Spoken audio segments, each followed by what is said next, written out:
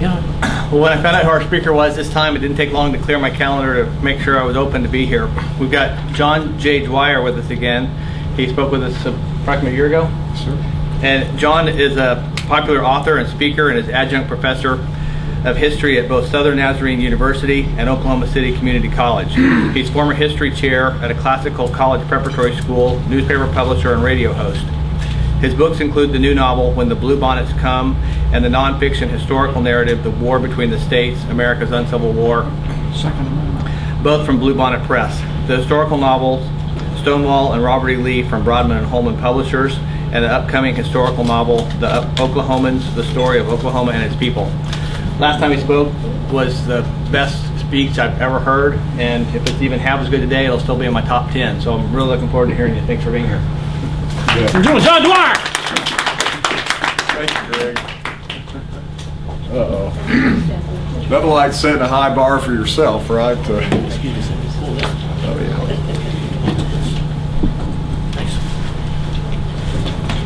Brian, thank you for helping us get plugged in a while ago. You're welcome. Tell you, those of you that have done some speaking, which I'm sure is many of you, a lot of times I'm sure you're aware that you're getting ready to talk, you hear people, you hear the discourse prior to your talk, and it spurs things that you comment on or mention when you get up here. But this is kind of tough because every topic y'all got on brought to mind interesting things and people. Kathy Adams, how many of y'all have had the privilege to meet Kathy Adams? Good, just about all of you. Well, Kathy will always have a special place in my heart. Some of y'all may know that my wife and I published the Dallas-Fort Worth Heritage Christian newspaper for almost a decade, some time back, and it was we had about a 50,000 a month circulation that was driven by advertising revenue, except for Kathy and Homer Adams. And every year they would just send us a check. I mean, the whole time we owned the paper, and it was not an insignificant check. And Kathy Adams, in so many ways, puts not just her money but her heart and soul in what she believes in. And every time I turn around, somebody is talking about Kathy Adams hitting a lick for something good in some new way. So I just heartily second that motion for you in any way possible to support Kathy Adams getting as far as she can get to help affect the right kind of beliefs and philosophies and legislation for She's right on every issue. Yes, she every is. single issue. Yeah. I never disagreed with her. And she is so brave. I've seen her. I've been in meetings with her where nobody but her will stand up, and I'm sure inside she might be afraid, but isn't courage not the lack of fear, but it's overcoming your fear and doing what you need to do. And Kathy Adams is faithful to do that and has been for a long time. And then the Ron Paul references, as Greg may mention, I'm living in Norman, Oklahoma now, and some of y'all may know there is a football team that has a university in that town, I think is how they put it.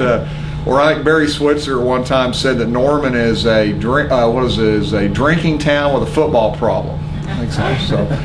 But what brought that to mind was one of y'all referenced a few minutes ago about something about the young people on one of the other events, getting young people hooked up and involved. Well, one thing I've noticed since I've been in Norman again is that Ron Paul has an amazing following among the young people. A couple weeks ago, we were doing some tailgating, and we got there early in the day, and almost the first person I saw, this guy marching down Lindsay Street in Norman, which is like, I guess, was it 6th Street in Austin? It's like the big college town street, goes right past the stadium. And this lanky college kid's holding like almost a billboard-sized sign, Ron Paul for President 2008. And he was just marching from one end of the street down to the other. And we have seen frequently signs on street corners all around Norman, Ron Paul, Ron Paul. And they're not produced by some great manufacturing concern. They're obviously usually home done.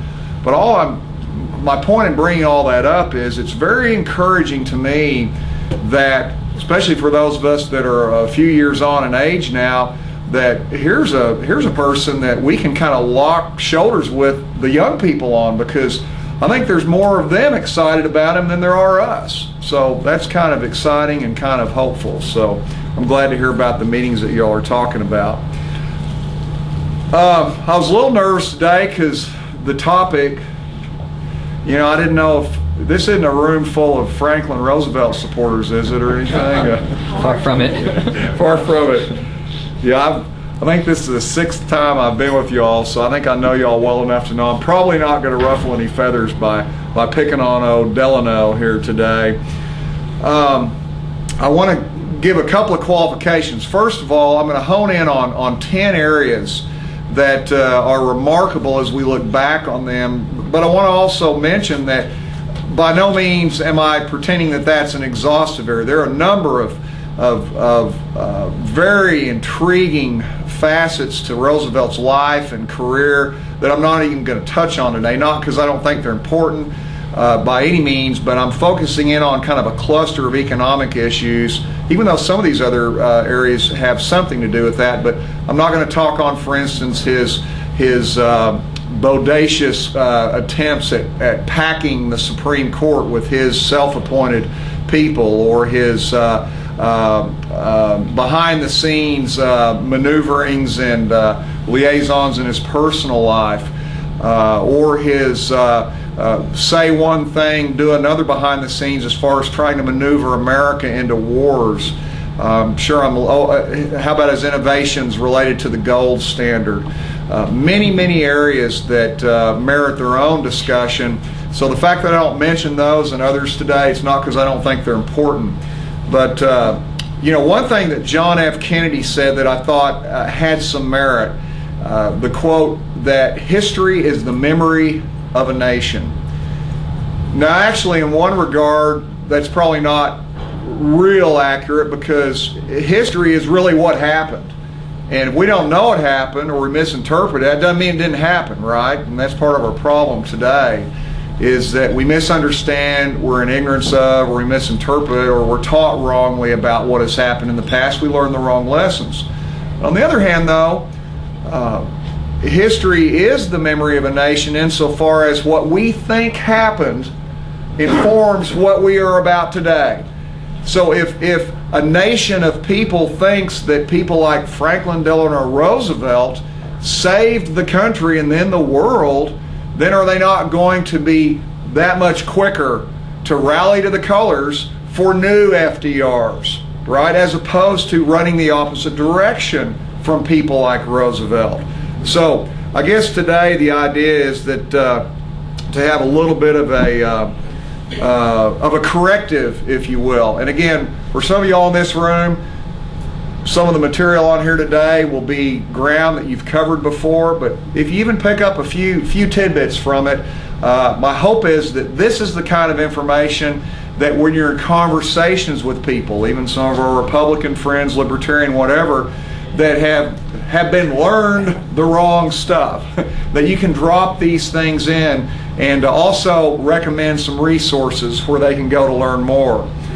So was this man one of America's greatest presidents? Well, many contemporary so-called conservatives, such as movie maker Jerry Bruckheimer, who seems to come out with a blockbuster about every other month, convicted Canadian newspaper publisher Conrad Black, talk show host Sean Hannity, and President George W. Bush. If you pay attention to the news at all, you've heard all of these men and many other neocons and various stripes of conservatives laud the leadership and the character. How many times have you heard these people say, you know, the Kerrys and who's the latest, the Clintons and the Obamas, they're just not like the old-time Democrats, like the Roosevelts and the Trumans and the Wilsons. Well, what's that supposed to mean? I mean, are they better or are they worse?